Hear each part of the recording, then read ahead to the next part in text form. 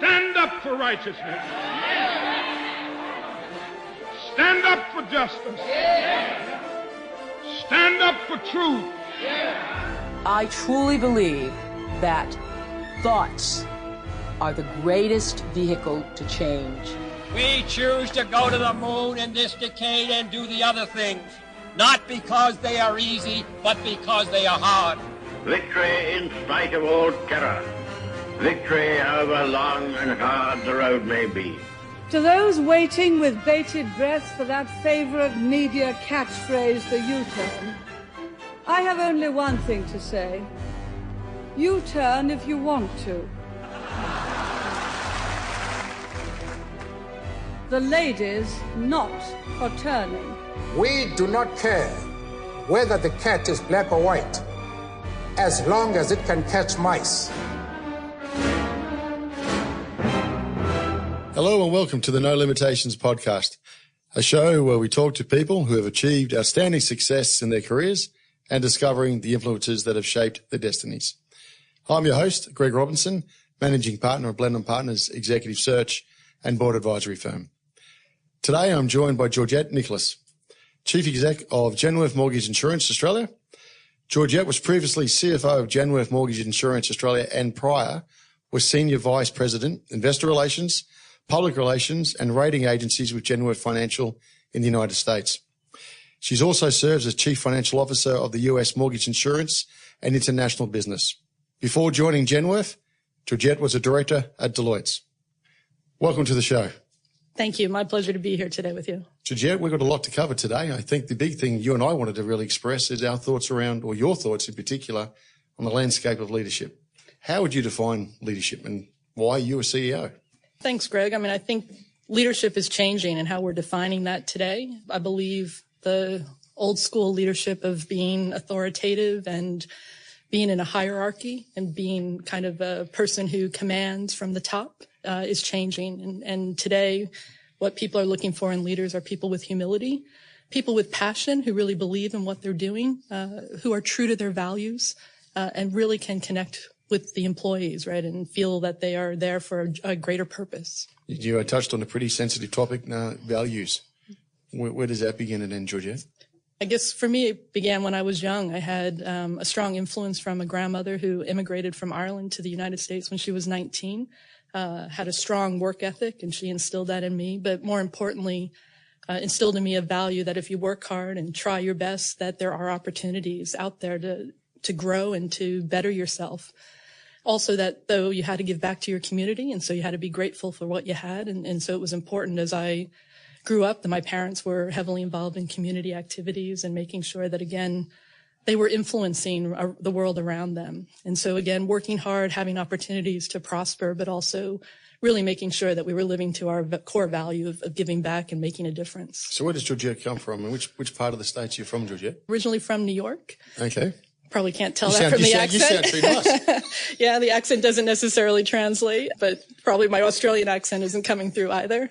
But yeah, I grew up in New York, spent 20 years about an hour north of New York City by West Point in the Hudson Valley. Mm-hmm. I guess, watched an area that was probably more rural and agricultural grow into really a hot spot for New York City and being kind of a bedroom community. And so the changes that happened there and what the influence on the community has had has certainly impacted me.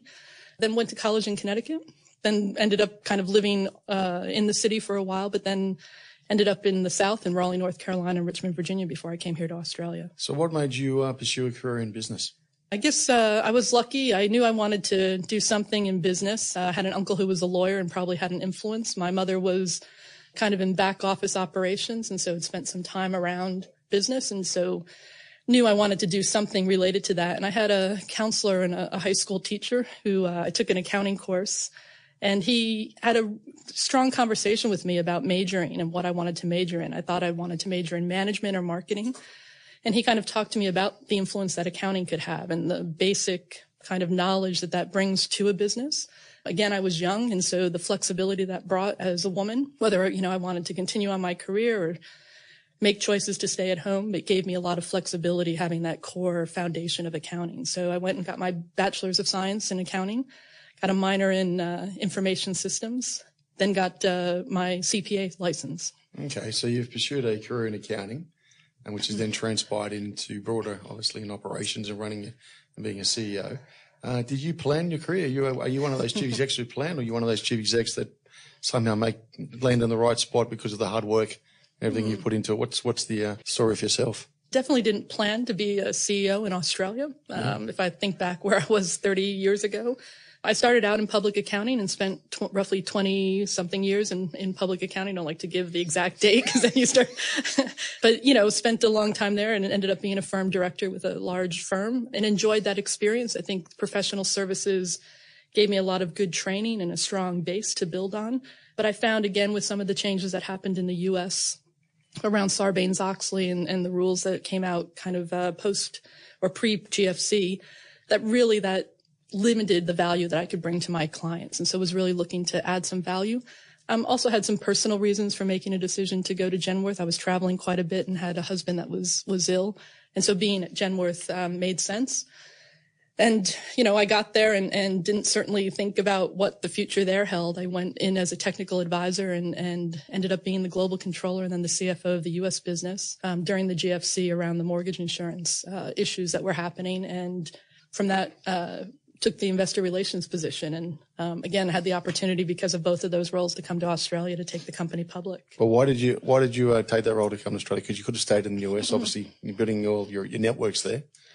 Yeah, I think the opportunity to experience a different culture and to take a company public, that was something that certainly attracted me to the role.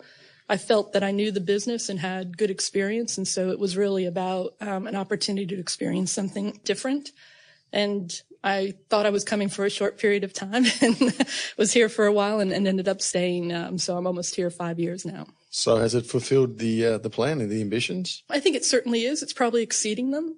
I guess when I came for, again, the diversity and to take the company public. I think what I learned was, one, I had a strong finance background, but it's given me the opportunity to really stretch and broaden my skills around strategic thinking, around the ability for me to actually influence diversity and inclusion, and to really express what my values are and to influence a company in a way to drive success from those core capabilities and core values. So you touched on a couple of interesting topics there again, diversity and inclusion.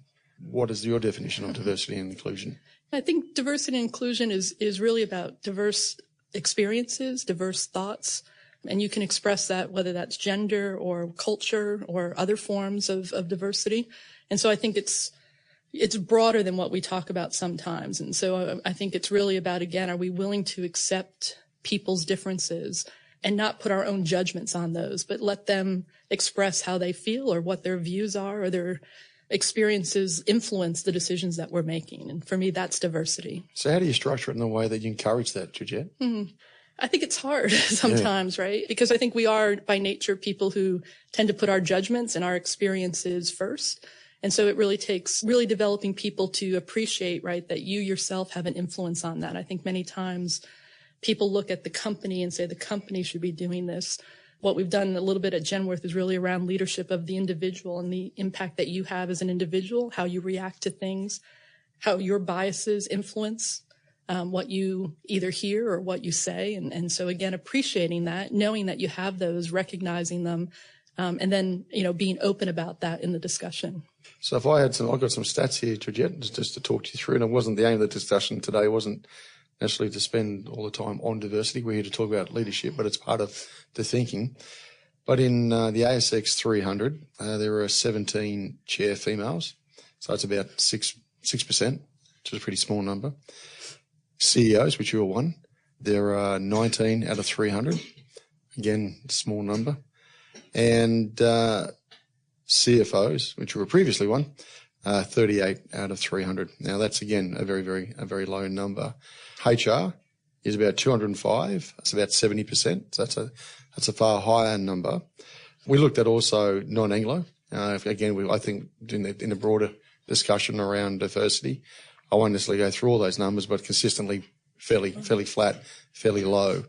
Now we hear it. The first thing we hear with the diversity does come out gender, but your points you're trying to raise there, it means a lot more. Mm-hmm. So how we as a nation, you've come from offshore, you've got a diverse background in that sense. You come from finance into an executive CEO role. Again, that's a change in sense. Not everybody can make that move across. What do you look for in talent? What do you look for from leaders? And when do you start this thinking? I do think you have to start it young. And I think it is changing. I think you've seen as generations evolve and come into the workforce that the issues become different. I think part of our goal is to really make diversity not just about gender, but broader. And so part of that is our programs that we have at Genworth, and my philosophy is if it's flexible working, if it's how we think about merit, how we think about people working part-time or sharing roles, that it's not just about gender, it's broader, right? That it's everyone in the organization has those opportunities. So what does merit mean then, Georgette? I think how we define success and who we promote and what that looks like. And, I think, again, back to leadership a little bit, it's that old style of, well, if you work 85 hours a week and last person to walk out the front out the door. Right. And our available weekends, holidays, all of that's success and you should get promoted. And I think there's a view that those people are impactful and add value to the company. And in most cases they do. But I think the question is that all that can be defined as somebody who's successful and someone that's worthy of being promoted? And I think that's, as part of leaders, we have to redefine what we think that looks like. So, someone who's working 3 days a week, but is extremely productive and impacts the organization significantly, right, can be just as successful as someone who works 5 days. So it's kind of, again, changing the measure about time to actual impact of an organization. What's your thoughts on quotas? That comes up very often as well. I believe we need to measure things. I think if you measure them, then you're at least accountable for them. And so I think setting targets is important to measure against. But I think it's more importantly also to understand that you're not setting them just to meet them. I think it's very easy to set a target that you're going to meet. I think it's more challenging, right, to set something that is not achievable all the time and to understand why. And I think, when you talk about the number of women that are in the ASX 300. Some of it is about how do we keep people in the pipeline? And so again, whether they're in technical roles or functions like finance or actuarial or risk, how do we keep, or technology, how do we keep them in the pipeline? Because the reality is women will leave the workforce, right, to have families. And there's options though, right, for us to stay in contact with people, to help them develop as they go through those life changes, or bring them back into the organization that they left in a way that supports them. I think many times we bring them back, but do we provide programs and support for them to make that transition back in? Because again, the world does move on, things change, right? Yeah. And they have additional responsibilities. And so how do we help them balance that? So is there enough thought given to that, do you think? Not all the time. I think that's changing. I think, again, the discussion has to keep happening. I think, again, it does take time. And I know some people will be frustrated, right, that we're still talking about it. But I do think change takes time.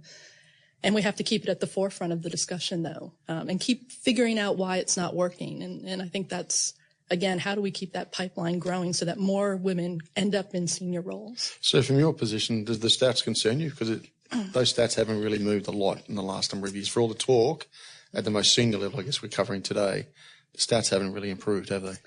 No, they haven't. And I think it's really about how do we keep this pipeline growing, right? Knowing that there's reality in life of when, right, people in many phases of their life will step in and out. Some people do it for children. Yeah. We focused on females, but men do it too, right? They become caregivers or they decide they want to stay home. And so how do we help, right, people continue to develop in a pipeline that allows people to grow into senior leaders? And I think if we do that, then the conversation about diversity starts to evolve, because it's not just, again, about gender. It's about a broader, holistic development of experiences and acknowledging those experiences and appreciating them for what they bring back to the table. So when you get out of bed in the morning, what gets you into the office first thing? Like, what drives you, Juliet? Besides coffee. I think it's a passion to really believe I've been very blessed, right, to have the opportunities that have happened to me. And so my goal is to leave the world better than when I arrived. And some of that's the values that, again, I was brought up with. But I really want to make a difference, right? And so whether that's helping to develop people to succeed, whether that's to influence the business, right, in a certain direction, or to, again, be an advocate for gender equality and pay equality or diversity and inclusion. I think it's, how do I leverage, right, something that I've been blessed with having the opportunity to receive and leave the world better. Was it a big jump from moving from the technical role as CFO, which is a leadership role, into the number one role? It's a pretty lonely role at the top, as they say. Yeah, it was. I guess I had heard that saying quite a bit and probably underappreciated what that really meant. And again, how people, again, use their judgment and assumptions to change, right, their interactions with you. So again, it took me a period of time to realize also that people weren't interested in just how good I was with the numbers anymore. Yep. They wanted to know my opinion. They wanted to know what my vision and philosophy was. And so as someone reminded me, when you're in the CFO role, you can talk a lot about that, but when it's ultimately then your decision to go do something, it changes, right? How your perspective looks and how you think about what you are or aren't willing to share. And I guess that's where you have a choice of either really opening up and being somewhat vulnerable about what you really want to achieve and don't always get it right. But again, being able to share that, I think, with the team has built us to a stronger relationship and an understanding of what I'm trying to accomplish and what my motives are. On your decision making, a number of chief execs were talked through early in their careers. A lot of it was based on extensive analysis. And they sort of stood back and thought, actually, some of my best decisions have actually been on instinct. Are you starting to go across that way now? I think it's finding that balance, right? We've all heard about analysis paralysis. Yeah. And so again, you can have a lot of data and information. And I think as you move up the chain, right, it's finding that balance of how much information you need versus your instinct. I think that develops with experience. Although I think I have a really gut instinct about people, decisions, issues. And I think that's one of my strengths, is that ability to kind of have that instinct, kind of put things together very quickly and then understand the data and information that I'm looking at pretty quick, right, to be able to make a decision. Nothing's ever easy, Georgette. And most chief execs have had some sort of tough times during their career. I guess it's adversity which brings the best out of people. I think you and I have had some chats in the past. It hasn't been the easiest run. Do you want to talk through some of the things, what sort of the character building things you've been through? I had a lot of challenge for a good part of my career. My husband was diagnosed, my late husband was diagnosed with cancer after we were married 2 years. I was in my late 20s. Wow. And so we rode kind of a 15-year, I would say, roller coaster dealing with his health issues and also with life. I think we were realistic that he had a limited time here. And so, again, probably made a lot of decisions that benefited his career so that he could certainly enjoy that and experience it. And so I moved around quite a bit in the beginning. Did you? Yeah. To support that. But also, I think it drew on, right, your energy and your resources. And, it was a challenging time during the GFC, was when he was probably really quite ill. And so trying to balance a business that was certainly navigating a very tough environment, but also dealing with a husband who was probably in the last couple of years of his life was also challenging. And so finding that balance of where you spend your time and what's important, I think that's what it showed me, to really appreciate what was important and, that we all deal with adversity in our lives. And I think, again, when things like that happen, you have many choices. You can let it really get you down and I guess, allow you to make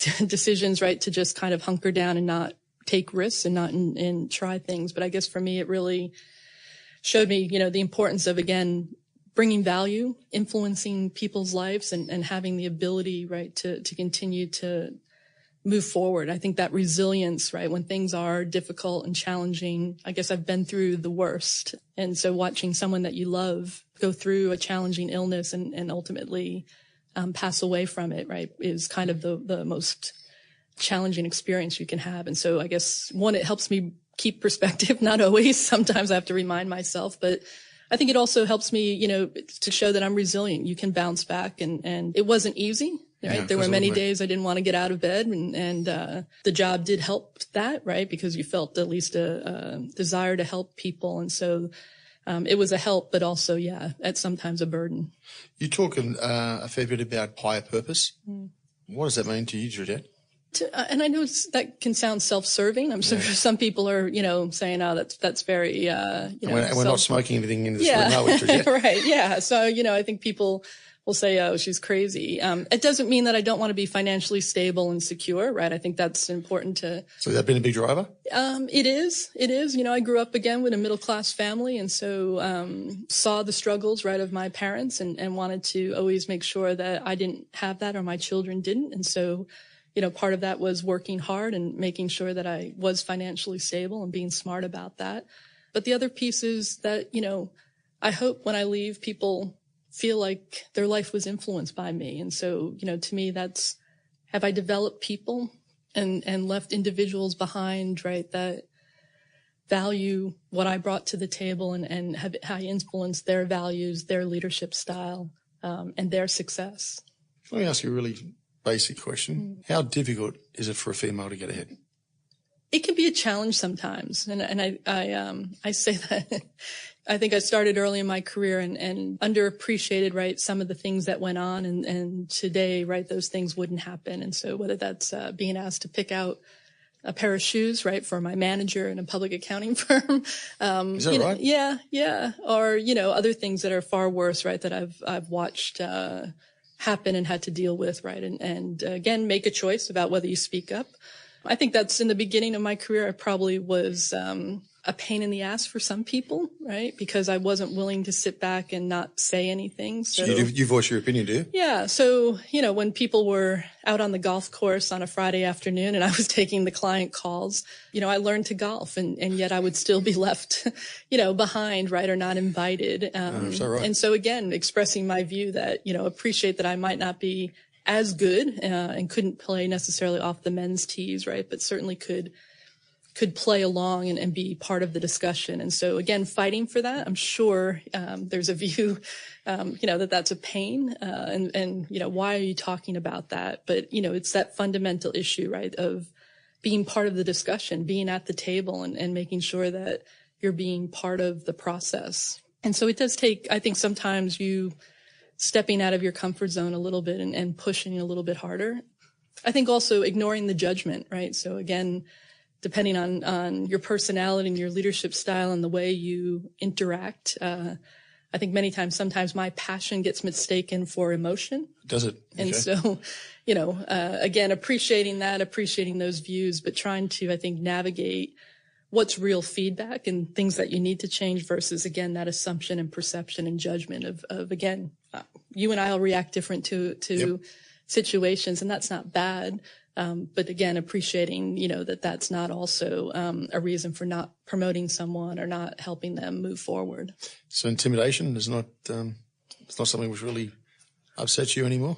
No, I don't think. No, I'm pretty vocal about my views and what I think. And I guess it took me a while to get comfortable in that. I think certainly as you move through your career, right, and have some success, that builds. And so you get a little bit more confidence, right, that you can step out on that limb and be supported. I also have been very lucky in my career. I've had a number of people, both males and females, who have been extremely supportive of helping me develop, right, giving me opportunities. And I think that's also... You've also worked pretty hard, haven't you?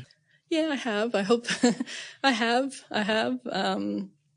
I think, again, I put a lot into my own self and how I think about my leadership. I'm pretty reflective and I'm probably my harshest critic. And so I think every time, people make comments or say things or talk about the way something's happened, right, I take that to heart and really reflect on, how did I influence that? What did I contribute and how do I change? And I think that's all you can do is to keep trying. So I guess, a realization, right? We're not perfect. Leaders are not perfect. We're people. CEOs are not perfect. They're people and will make mistakes. I think it's then what do you do about that? Do you have the courage to apologize? Do you have the courage to change your decision or lean into a new issue? And I think sometimes, people will criticize, right, when you change a decision. Yeah.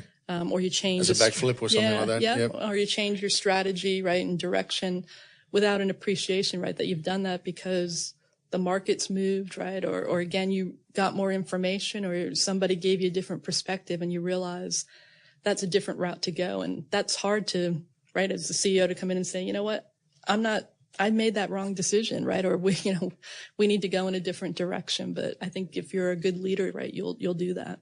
On the diversity and inclusion discussion, are we on par with the United States? Are we behind?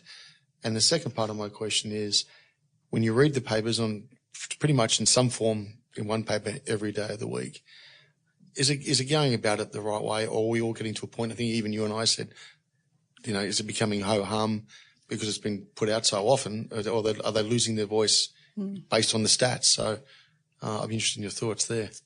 Yeah, I mean, I guess when you look at what's happening in the U.S. with the Me Too movement, yep. Right?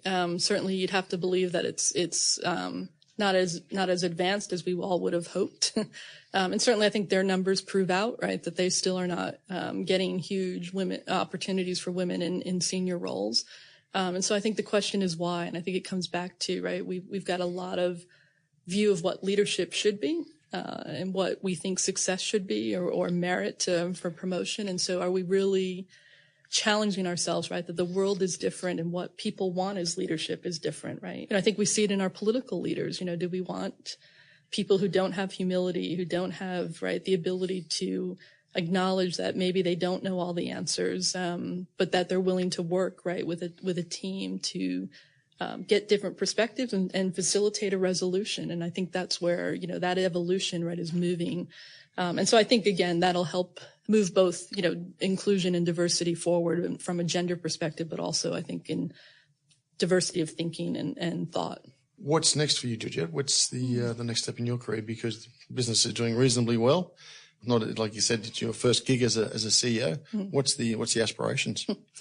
I don't know. I'm open to opportunities. I think it's, I'm certainly continue to learn and certainly, experience the role with Genworth. Certainly what's going on with the business right now is housing is challenging. The market's challenging, and we're certainly navigating through that.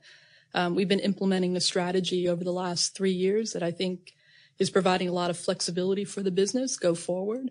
And certainly we've been influencing the culture and on a journey of really, again, creating this diverse and inclusive environment where people can share their views, opinions, and experience that. So, I guess right now I don't know what that next opportunity is, but, I guess as we started, I didn't plan to be here as a CEO in Australia. And so I guess, part of why I'm here is because I'm always listening for what opportunity is out there and not necessarily planning it. As an ASX CEO, do you find it very personal, some of the stuff you read in the press?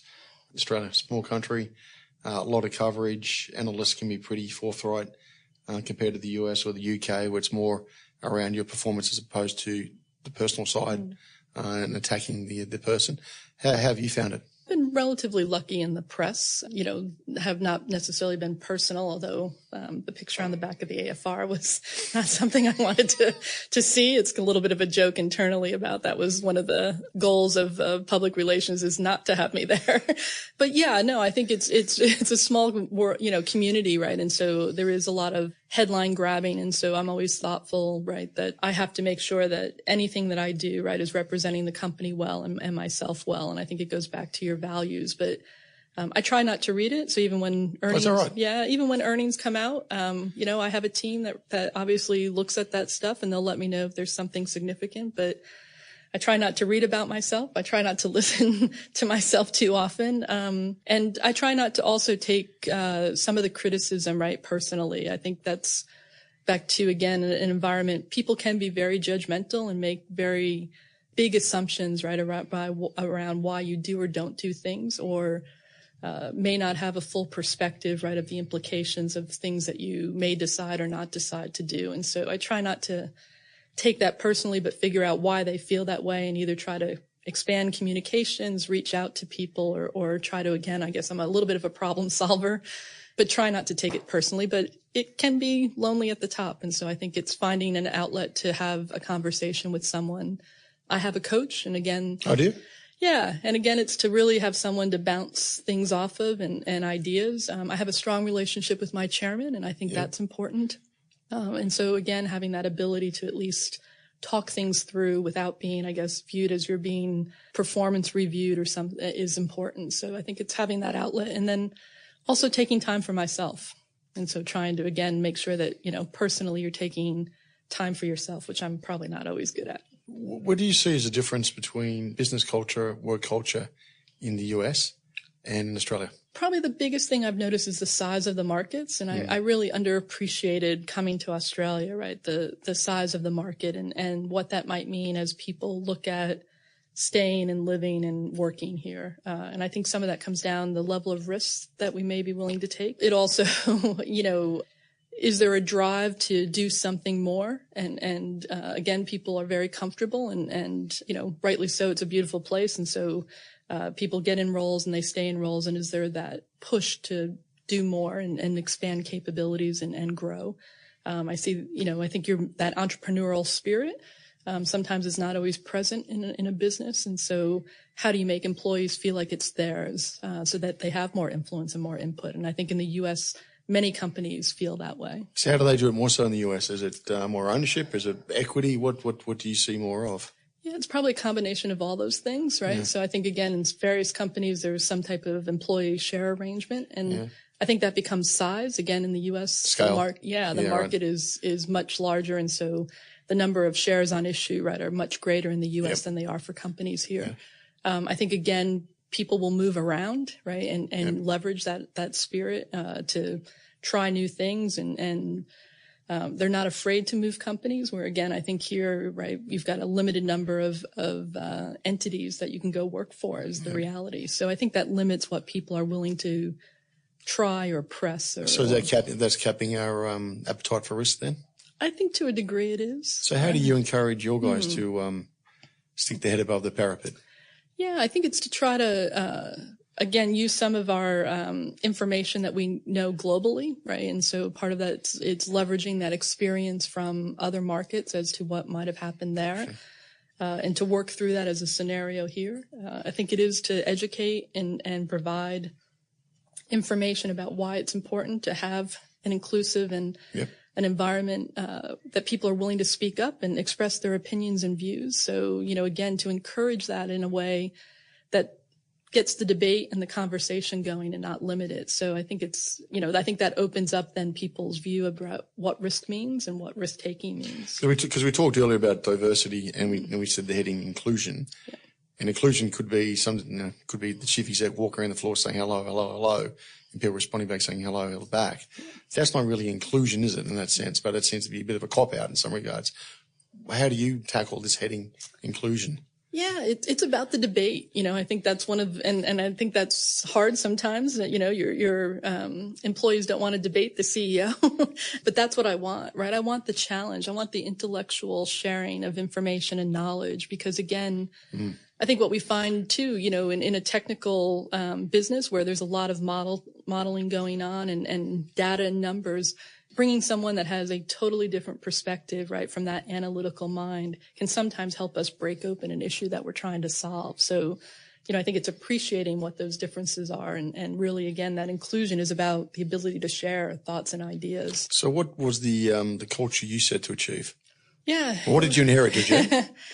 So I probably inherited, right, more of an old style type of environment where, again, there was hierarchy and people responded to that. Command and control type? Command and control, which is not unusual. And certainly, we were off of a foundation of GE. And so, again, that's what they're known for. And so that was in the organization. Really what I've tried to instill really is again, an environment and a culture where people are open and transparent about what they do and why they do it, that they feel comfortable sharing their opinion and can verbally challenge and talk and discuss issues. And I think what's important, that's not personal, it's business. And I think that's very important. This is not people calling each other out right around their skills, right? That's a separate behind the scene. This is about a debate around the issue, the business issue.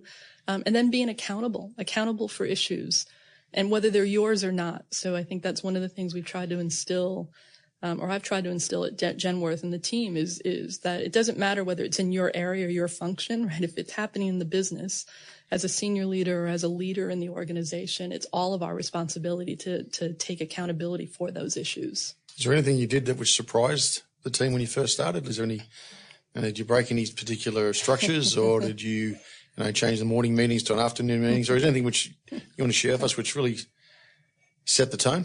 Yeah, so, I think one of the things is I did make some changes in the senior leadership team, and for various reasons. And so, restructuring how we reported. I think also, we did reevaluate why we were doing things, in particular meetings. And so again, trying to get away from meeting after meeting after meeting. I think we still have challenges there. Why are we in meetings? But really making sure that we understood the difference between conversation and debate and governance. And I think, in an environment where governance is extremely important and we need to ensure that that happens, that doesn't mean you have to give up debate, dialogue, right, and exchange of information and ideas. And I think that was one of the things, was breaking down some of that and really making sure that we were spending our time wisely. I think the other was really focused on what our strategy was. And so being very clear about what that was, what our priorities were, and making hard decisions. Some people had projects that they had been working on and we stopped them, right? Or said, no, we're not going to go ahead and do them. And that's hard when, people are invested in it. So trying to make sure that they appreciated why we were doing that. I think some people also don't necessarily understand the challenge around this move from CFO to CEO, because everybody knows you as the CFO. And suddenly you're number one person, you're the boss. How did you change a lot in how you dealt with people? I'd like to say no, but I probably did. And I think that's partially because how they started to interact was different. And so I think one of the things, I didn't appreciate that dynamic would always would change. And so started out, going to ask, right, someone that I always chatted with questions, and certainly, right, there might have been someone in the leadership chain that I had kind of bypassed, and that created, right, a different dynamic as the CFO versus the CEO. And so, trying to appreciate some of that, again, people will have a very different view of what the CEO is and how the CEO should act and who they should talk to. And so again, making sure that was getting managed, but also that, again, this view of creating an inclusive environment meant that I could go talk to anybody. And that wasn't a negative, right, on the person who may be the senior leader of that function. It was just easier, right, to go get some information. And so for me, it was then sharing, right, with that person that I had talked to so-and-so and gotten this, and what do you think kind of thing. So it's hard. Yeah. I guess also, people that I knew and maybe, had gone to dinner and drinks with, right, and in a more relaxed kind of personal atmosphere, right, that dynamic changes because all of a sudden, again, you're not the CFO, right, kind of a peer or even, someone they can come and talk to. You're the CEO of the company. And so, some of that was my own probably bias too, of where I felt safe with who and people. And so, you found your relationships changed a little bit. CEO sets the culture, or culture starts from the top. You're an interesting sector, financial services. If we stand back, look at the broader financial services sector at the moment, there is commissions going on and reviews going on. What do you see? Disappointment, or is it overexposed? Is it blown out, or is it actually, some real questions around values to be tackled? Yeah, I think given everything that you've seen, right, we have to question our values and whether we're living them, and are we holding that up to ensure that the decisions that we make, right, really reflect that? And do we really understand the impact of the decisions that we're making? I think that's what, some of is coming out is, do we understand all the impacts that we're having from the consumer, right, to the board and shareholders? I think the other is, are we creating environments, right, where people who know that there are issues feel that they can fix them, right, and that they're empowered, right, to do something about it. And if they don't get the response that they want, right, they have to take accountability to elevate that and keep at it and keep trying. And how do we make sure that they don't feel that there's ramifications for that, right? And so, again, I think this conversation around remuneration and how that impacts behaviors and what, again, we reward for success and merit, do we need to redefine that? How would you redefine it? I think we have to be thoughtful that there are many stakeholders, right, in a world that we live in, and a business. When you're running a business, there's many stakeholders, but we can't make decisions that, I guess lean towards one versus the other all the time. And there's got to be a balance. And I think that's where, you see it in the States too, this concept of wealth creation and the dispersion, right, that's happening from the top to the bottom. Are we all living our values? And is the goal of business to just make the most money we can? Or is it to somehow provide support to the economy, to make sure that we're addressing issues around climate change, that we're thinking about training people as technology and artificial intelligence happens? What is the role of business and in particular financial services in helping people make that transition? And I think that's where, coming back to our core values and objectives, what role do we play in that? But where does that discussion take place? So I think some of it's at the board level. I think boards have to really, decide what they want their companies to be and ensure that tone is getting set and communicated right through the CEO and down into the organization. I think publicly, things like this that we talk about the issue and have a conversation with all constituents. I think many times we tend to have constituents isolated. And so are we all getting in a room and talking about what the potential issues are, solutions and outcomes around that? It's not an easy issue, right? We all want to have a nice retirement. We all want to have dividends from companies, right? And so we want those companies to be profitable. People are employed by these companies and make money, right, to keep those employees. And certainly, right, we all take pay checks home for that. So, it's not an easy answer to say, well, we're just going to give everything to the consumer, because in the end, that consumer may be a shareholder, right, and expecting a dividend. So, I think, again, it's coming back to, are we living our values? Do we feel like we're making decisions with integrity? Yeah, okay. And continuing, to try to make sure that we know that there's a number of stakeholders and you find a balance. Can I ask you, what's your thoughts on the bonus? There's two types of bonuses, the STI and the LTI. It seems to be that STI is almost guaranteed, not guaranteed, but it's part of my base these days, or it's taken as such. And you talked about, say, the banking sector. If I do it pretty harsh on the back of an envelope, couple of numbers, dividends haven't grown for the four pillar banks tremendously in the last 3 to 4 years. So if I'm a mum and dad shareholder and I've got some life savings in these organisations and my super's in that as well, it's very simple numbers, very simplified. And I'm seeing bonuses being passed out as if it's guaranteed in some regards. I'm saying, well, hold on, why are they getting these STIs when actually their growth hasn't been in dividends, which is paying me back as a shareholder? Is there much what's your thought? And look, it drives behaviours, et cetera, as we covered earlier. But what are your thoughts on the whole STI, LTI discussion? Very complex. You read the annual reports. It takes forever to get through it, to work. And I don't think anybody really does understand them. And then there's how do you measure it, et cetera, as well. But do you have any thoughts around that? Yeah, I think it's a hard balance, right? Your points are very valid. And I think the flip side is, how do you then motivate, right, a senior team to achieve, right, the goals that we're talking about? In a business like ours where it's long term and takes a while for things to develop, right? Many times you're paying for the sins of the past, or that there's an economic cycle that happens, right? Like now with mining. And so that certainly pressures, right, the short-term incentive plan that we have in place. But I think to your point, it does have to be balanced to provide that motivation, but also the return. And I think some of that is, we can't lose sight of what the metrics are, right, to measure that. And we can't change those up all the time. I think that's one of the challenges, is you've seen those evolve and move and modify, right, based on whether people think they can or can't hit them. Yeah, okay.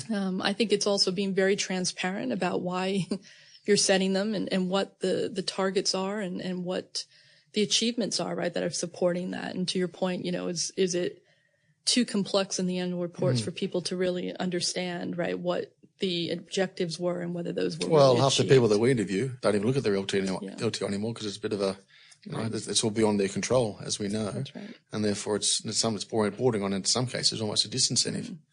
Yeah, and I think that's, the question is, how does that impact talent go forward? And I guess, going back, I want to leave the world in a better place. Correct. I want to, ensure that I'm living my values, but I also want to be financially stable and rewarded for my work. And so how do you, again, make sure that you're providing a remuneration structure that, right, is going to bring strong talent to organizations. And I think that's the challenge.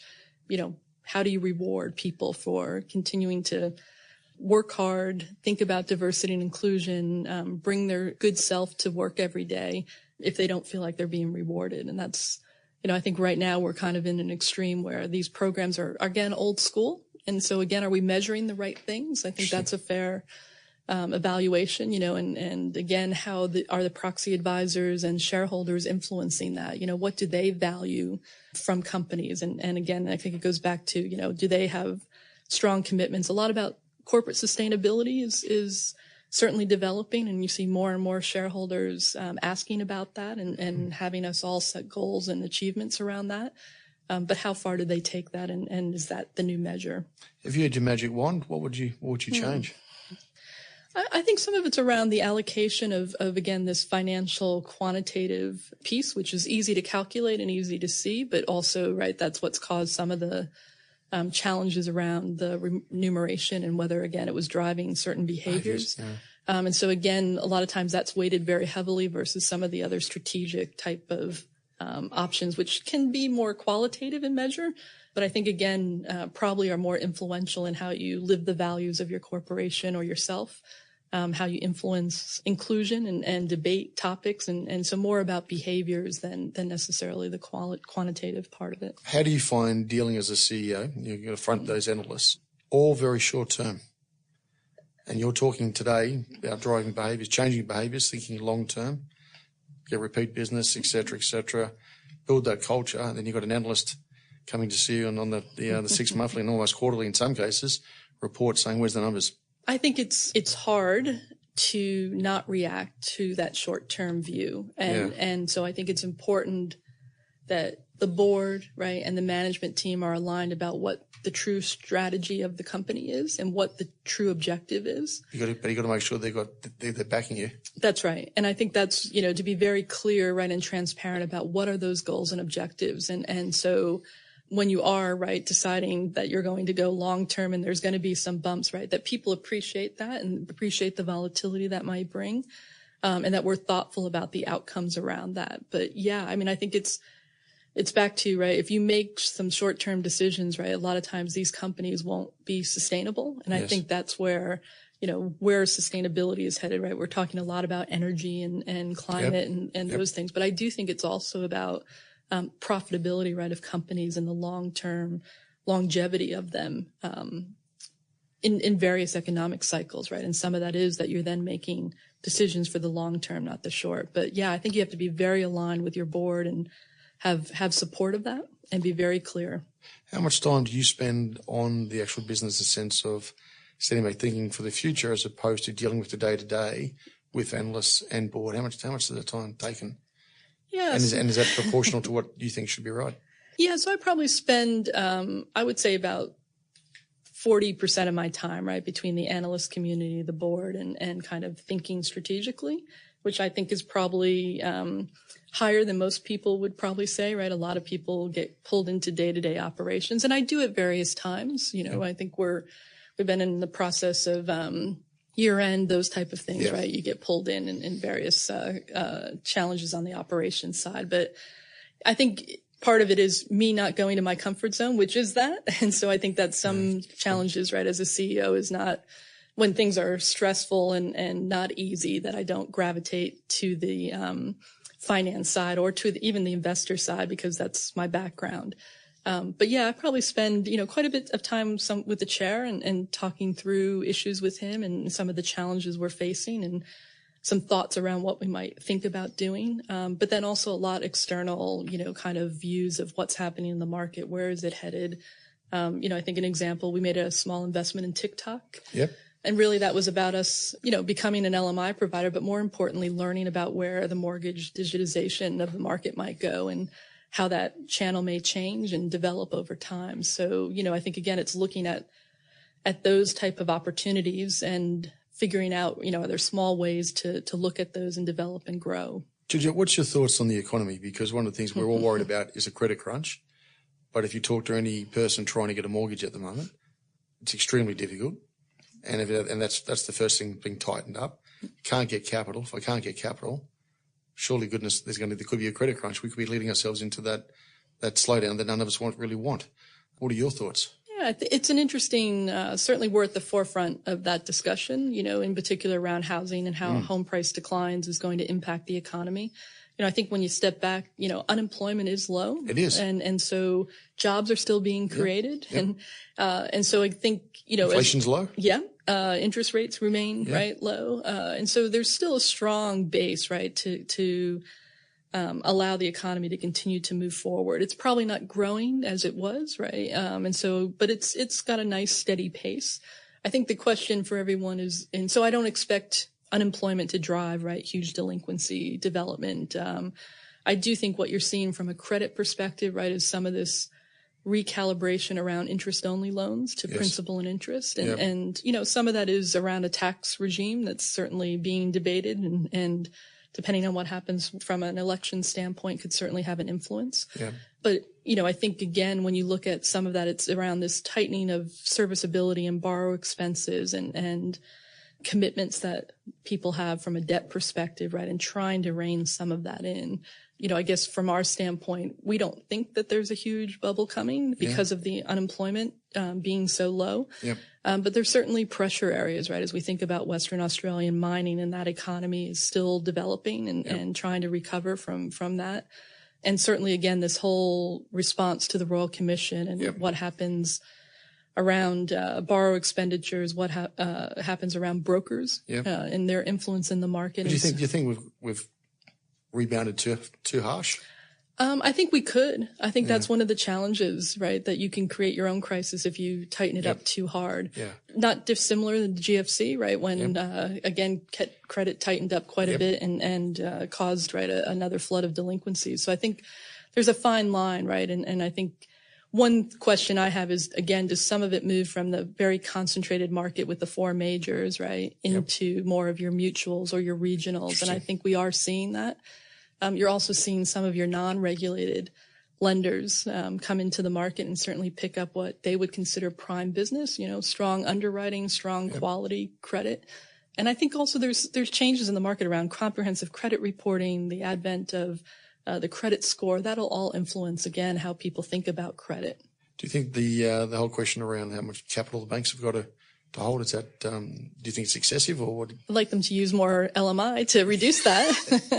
I think, it's a noble endeavor, right, to be unquestionably strong and ensure that you can withstand any type of stress event and crisis. I think the balance is, right, what's the impact on people willing to invest then in your companies, given the returns or the level, right, of profit, right, that may be associated with that. And I think that's the longer term challenge, right? Do you get offshore investors, right, to come here and put money here in Australia to help it grow?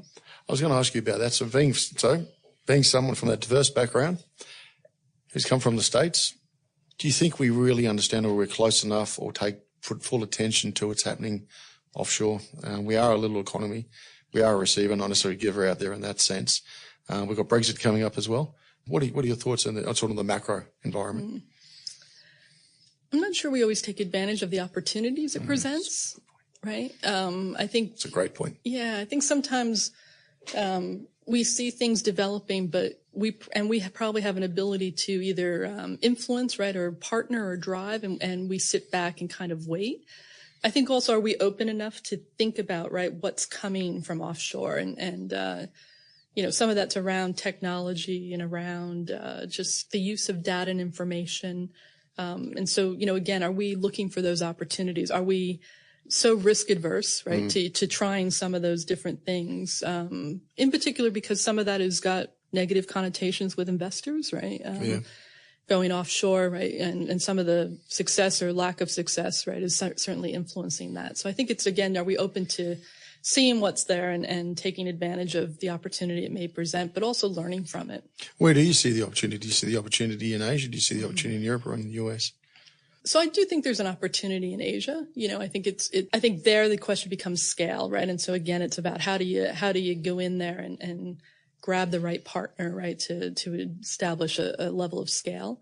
I do think the U.S. economy, certainly with the way it's growing right now, and it's an opportunity, and I think probably an opportunity, right? And you see some of the global players coming in to look at some of the financial services companies. Some of the purchases have been from Asia or the U.S. Would you drop our tax rates here, Georgette? Certainly, right? I think, again, from a business perspective, if, they're incentivized to have a lower rate and reinvest that into jobs and the economy, then certainly that's an incentive. And you see that periodically, right, as a way to increase production or increase manufacturing or increase employment. And so I think the question is, where do you give that incentive, and how do you drive to ensure that, again, it doesn't come out and just go to dividends, right, but it goes back to either helping people get trained in technology and artificial intelligence and all of those things and kind of move into the new economy. And we started off this conversation around leadership, and there's political leadership as well. Obviously, you've got to be mindful of what you do say, but standing back, looking at from someone who's been offshore and come to this country for 5 years, in a key role, what are your thoughts of just of the debate in itself? Well, remember, I'm coming from the U.S., so, well, listen, I think it's hard, right? I think it's never easy to have those roles. And I think the question is, right, what's the best outcome from the country? And so, are we making decisions because of political party, or are we making it because it's the best decision for the country? And so I think, again, for me, back to leadership, I think there is an element of collaboration that has to happen. And so, again, it's very easy, I think, to take polarizing sides and be all or nothing. I think it's harder, right, to find that middle ground to make change, right? And even if it's slow change, but to at least start to make change and to have an influence and an impact on the world around you. I guess, again, it's very easy to sit back and say, nope, that's my position, and I'm not going to engage on the other side. That's the easy way to do it. The hard way is to actually get in the room and actually appreciate, right, their perspective. You don't have to agree, but to appreciate, right, maybe why the view is there, what their basis is, and then to try to come to some resolution, right, to, again, drive growth for people. Do you think Australian business puts forward their view enough compared to maybe America? I'm interested in your thoughts there. I think it's harder with the environment. Again, the small market, the media, the attention to headlines. I think one of the things I see is many times you see the headlines, but the story is not necessarily reflective. And so, again, I think under that kind of environment, it's hard sometimes to manage what your communication or your message is, and ensuring that it really gets represented as you thought it would. What would you say to the young executives starting their careers off now? How do you get to the top, Georgette? I think part of it is patience, and having some patience for things to develop. I guess when I looked at my career in my 20s, I thought, I had to have it all then and be constantly, moving and scaling and getting different, experiences. And so I moved around a little bit. I guess I learned, things take time to develop. Your experience takes time. And it was more about, was I enjoying the opportunity along the way? So, was I really learning new things and enjoying that experience? And as I got, more focused on that, my career really took off, kind of my late 40s. And I think that's where, it doesn't always have a timetable, right? It's about how does all that experience come together and what opportunity opens up because of it. But you put yourself into the spot where you could get opportunity, didn't you, by doing good work?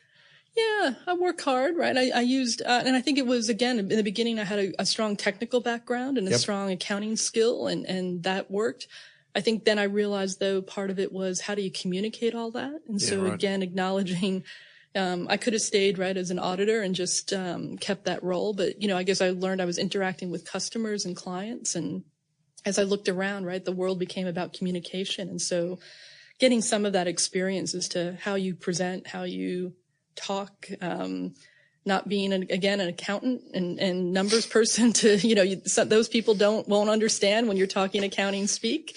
And so how do you phrase, that? And that was part of moving from the CFO to the CEO role, right? Is that, again, I can't talk in numbers. I have to talk, right, in strategic discussion and kind of plain language that people understand what you're doing. And so I think it's, again, knowing what your strengths are, what your abilities, right, to grow are, and then searching those out. So I didn't wait for people to ask me to learn how to communicate, right? I went and took courses or, took opportunities as they got presented. And so I think that's, for me, it was about looking at what was around me and seeing that there were avenues that I could pursue. And it might not mean it resulted in a career, but it certainly added to my skill set. Georgette, do you like to make any final comments for today? No, just that, I think, again, leaders, right, we have choices. And I think as we look at what's happening in the world today, we all have choices about either sitting back and letting it evolve, right, or helping to move it forward. And I think, strong leaders, right, will step up and try to change and move things in a different direction. Georgette, thank you very much for your time. I thoroughly enjoyed having you here today. You've been listening to No Limitations.